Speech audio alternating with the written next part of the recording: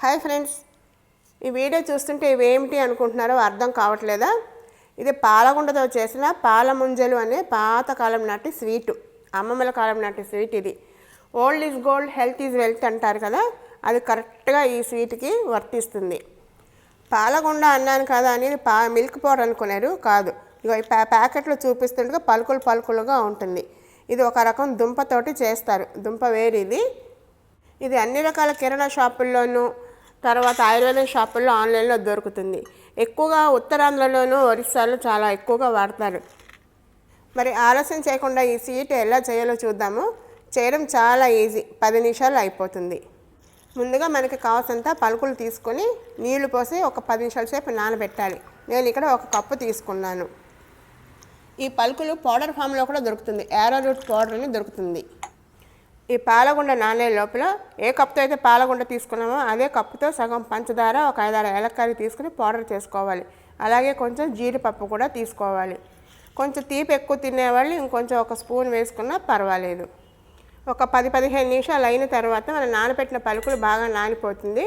నానిన తర్వాత కొంచెం నీరు పైకి తేలుతుంది. ఆ తేలిన నీరు కొంచెం ఒక గ్లాసులోకి సపరేట్గా తీసేయాలి. తర్వాత కింద ఉన్నంతా కూడా ఒకసారి బాగా గరిటెతోటి కలపాలి. ఇప్పుడు అడుగు మందంగా ఉన్న ఒక గిన్నె తీసుకుని అందులో మనం గ్రైండ్ చేసుకున్న పంచదార, యాలకుల పొడి వేయాలి. తర్వాత మనం ఏ కప్తో అయితే పాలగుండ తీసుకున్నామో అదే కప్తో 2.5 కప్పులు పాలు, నీళ్లు కలిపి పోయాలి. నేను 1.5 కప్పుల పాలు, 1 కప్పు నీళ్లు పోసి కలిపాను. దీనిని పూర్తిగా నీళ్ళతో కూడా చేయొచ్చు, కానీ కొంచెం పాలు వేస్తే మంచి టేస్ట్ ఒకటి యాడ్ అవుతుంది. అలాగే హెల్త్కి కూడా మంచిది కదా. అలాగే జీడిపప్పు కూడా ఆప్షనల్, కావాలంటే వేసుకోవచ్చు, లేకపోతే లేదు. ఒరిజినల్ రెసిపీలో అయితే వేయరు. ఇప్పుడు స్టవ్ వెలిగించి పాలు మరిగే వరకు వెయిట్ చేయాలి. పాలు మరగడం మొదలైన తర్వాత పాలను కలుపుతూ మనం రెడీ పెట్టుకున్న పాలగుండ మిక్సర్ పోస్తూ కలపాలి. కంటిన్యూగా కలుపుతూ దగ్గరికి ఉడికే వరకు ఉడికించుకోవాలి. దీనికి జస్ట్ ఒక 5 నిమిషాలు మాత్రమే టైం పడుతుంది. మన హెల్త్ బెనిఫిట్స్ చాలా ఉన్నాయని చెప్పుకున్నాం కదా. అదేంటంటే ముఖ్యంగా వేసవి కాలంలో మన బాడీలో ఉన్న హీట్ అంతా లాగేస్తుంది, చాలా చలవ చేస్తుంది. అందుకని ఎక్కువగా వేసవి కాలం చేసుకుంటూ ఉంటారు.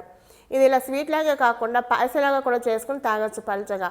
అలాగే కాళ్ళ నొప్పులు, కాళ్ళు లాగడము ఇలాంటివన్నీ తగ్గుతాయి. అలాగే ఇండైజెషన్ ప్రాబ్లమ్స్ ఏమైనా ఉన్నా, లేకపోతే హెవీ ఫుడ్ తిన్నప్పుడు కొంచెం హెవీగా అనిపిస్తుంది కదా, అలాంటప్పుడు కూడా ఇది కొంచెం తిన్నాము అంటే తేలిక అవుతుంది. అలాగే చంటి పిల్లలు కడుపు నొప్పి అని చెప్పి ఒక చిన్నప్పుడు ఏడుస్తూ ఉంటారు, అలాంటి పిల్లల్లో కూడా ఇది పెట్టామంటే అది కూడా తగ్గిపోతుంది. చూసారు కదా, ఒక 5 నిమిషాలు చక్కగా ఉడికిపోయింది. మెత్తగా వెన్న ముద్దలాగా ఉంది. కలర్ కూడా మారి ట్రాన్స్పరెంట్గా అయిపోయింది. ఇప్పుడు ఈ స్టేజ్లో మనము చూసారా గరిటె జారుగా కొంచెం పడుతుంది. ఇప్పుడు స్టవ్ కట్టేసుకోవచ్చు.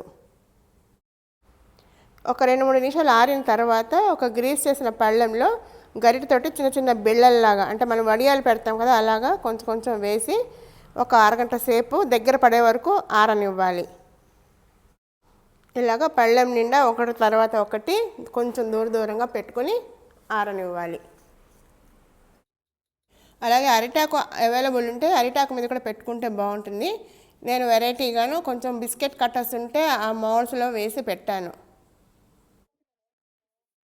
ఈ కంచాలు, ఆకులను ఇప్పుడు పెడుతున్నాం, కానీ పాతకాలం పద్ధతి, అమ్మమ్మల కాలం అని చెప్పాను కదా, వాళ్ళైతే మంచి ఒక తెల్లటి తువ్వాలు, పంచ, లేకపోతే చీర అలాంటివన్నీ తడిపి గట్టిగా పిండేసి వాటిపైన ఇప్పుడు చూపించినట్టుగా బిళ్ళల కింద పెట్టి ఒక అరగంట, గంట సేపు ఆరపెట్టేవారు. ఇప్పుడంటే మనం ఫ్రిడ్జ్లో పెడితే అయిపోతుంది 10 నిమిషాలు, పావు గంటలో. అప్పుడైతే ఒక అరగంట పడుతుంది ఆరడానికి. అన్నీ పెట్టడం అయ్యింది. ఆరిన తర్వాత మనం డీమౌల్డ్ చేసుకుందాము. చూసారా, ఒక 20 మినిట్స్లో ఈ మౌల్స్లోంచి వచ్చేసాయి. ఇవన్నీ ఇప్పుడు తీసి మనం ఒక ప్లేట్లో పెట్టుకుందాము. చూసారా, మన టవల్ మీద పెట్టింది కూడా ఎంత చక్కగా బిళ్ళలో ఎంత బాగా వచ్చిందో. చూసారా, కంచెంలో పెట్టింది కూడా చక్కగా వచ్చేసాయి. ఇప్పుడు ఈ బిళ్ళలన్నీ ఒక పళ్ళలో పెట్టుకుందాము. ఈ బిళ్ళలన్నిటినీ మనము అలాగే తినచ్చు, లేదంటే ఫ్రిడ్జ్లో పెట్టుకుని చల్లగా కూడా తినచ్చు. అది ఎవరిష్టం వాళ్ళది.